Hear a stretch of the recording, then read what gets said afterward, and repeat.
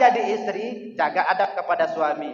Kalau misalkan istri belum mandi, jangan tampak petentek di hadapan suami, supaya suami itu tidak melirik yang lain. Itu untuk istri. Dan untuk suami, jangan menuntut istri untuk cantik, tapi tidak pernah diberikan skincare misalnya.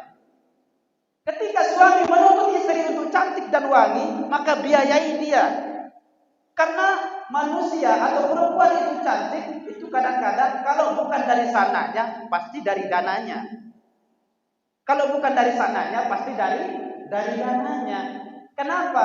Makin kaya dia, makin banyak alat-alat, bahan-bahan, parfum, skincare, make up yang dia pakai, maka makin cantik dia. Makin pandai dia merawat tubuhnya, maka makin indah kelihatannya. Jika ingin melihat istri cantik, danai dia, supaya kita tidak melirik yang lain.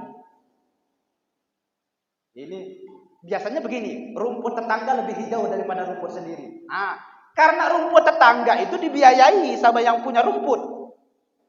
Dulu sebelum kita mengambil itu istri, kurang apa dia sehingga kita rela bela-belain. Bahkan kalau misalkan kita ditukar dengan dunia dan isinya, saking cintanya kita sama istri kita sebelum menikah, kita tak mau. Kau carilah yang lain. Masih banyak ke perempuan lain. Tidak, aku tidak bisa hidup tanpanya. Pasti itu keluar. Kenapa? Saking cantiknya dia. Tapi setelah menikah, setelah kita dapat, dia sudah jelek. Kenapa? Kita tidak mau membiayai.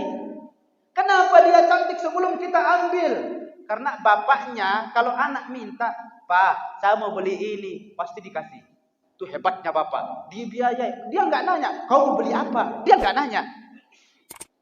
"Pak, minta uang 1 juta. Kau mau beli apa?" Dia usah beli. Itu aja kau beli. Jarang bapak yang bilang. Tetapi kalau suami diminta, "Pak, ya, minta 100 pakai beli skincare." Skincare dulu. Lauk beli tuh. Beras beli. Itu urus anak. Tidak sedikit bapak-bapak yang begitu. Betul? Tidak sedikit. Kalaupun di sini tidak ada, di tempat lain banyak. Malas betul dia itu mendanai istrinya. Hingga pada akhirnya, kau tidak seperti yang dulu lagi. Sekarang kau bau ketiaknya. Karena nggak pernah dibiayai. Kalau mau wangi ketiak istri, danai. Kalau mau cantik itu istri, kasih dia perlengkapan untuk membuat dirinya menjadi cantik. Jadi jangan menuntut istri cantik, tapi kita tidak berani mengeluarkan uang. Saya sudah capek-capek mencari rezeki, kau yang menghabiskan. Memang kerjaan istri begitu. Harus sadar itu. Kerjaannya istri hanya itu. Maka tanggung jawab kita memenuhi itu. Tapi Pak Ustadz dia belinya itu nggak karu-karuan. Kadang-kadang dia beli tapi tidak pakai. Itulah yang harus dinasehati. Tapi nasehatinya jangan dipukul, jangan dibentak. Sayang, kalau misalkan sesuatu itu tak berharga, kau tak butuh, jangan beli. Kasihan dong papa cari uang ke sana kemari keringat bercucuran. Istri pasti akan mengatakan, "Oh iya kakandaku." Kalau bahasanya baik. Tapi kalau bilang begini, "Cemana kau ini? Matamu," misalnya begitu. "Aku cari uang, kau habiskan, tak berguna pula kau ini jadi wanita." Tersinggunglah dia. Lalu dia merepet-merepetlah sama kita.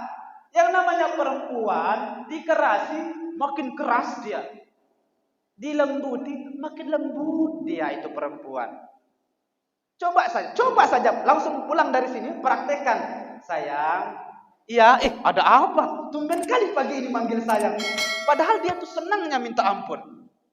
Yang dulunya, yang kemarin-kemarin jarang-jarang manggil sayang, maka sering-seringlah panggil dia dengan kata sayang. Karena perempuan itu, kalaupun misalkan kita tidak punya dana, kurang harta, kurang duit, tapi kata-kata manis, dia sudah bahagia. "Sayangku, kau cantik kali hari ini ya. Pagi ini luar biasa. Saya makin cinta sama dirimu." Istri pasti bilang, "Kau pasti mimpi buruk ya semalam." Kan gitu. Karena sebelumnya kita tidak pernah mengatakan. Dirasa aneh. Maka sering-seringlah katakan hal itu. Sesungguhnya tidak ada wanita yang tidak suka dipuji. Semua wanita suka dipuji. Bahkan itu adalah tujuan hidupnya. Itu adalah impian mereka. Maka pujilah dia. Meskipun pada dasarnya dalam hati terpaksa. Tak apa-apa. Keterpaksaan hanya ditahu oleh Allah dan kita. Tapi lebih bagus jangan terpaksa. Tapi biasanya dari keterpaksaan menjadi keterbiasaan. Jadi keterbiasaan akan menjadi sebuah kebutuhan. Kalau udah terbiasa melontarkan kata sayang, tiba-tiba sehari kita tidak mengatakan sayang, ada yang beda rasanya. Hari ini kok beda ya? Maka keterbiasaan itu pasti akan menjadi sebuah amal yang selalu rutin kita lakukan seperti yang kita lakukan hari-hari sebelumnya.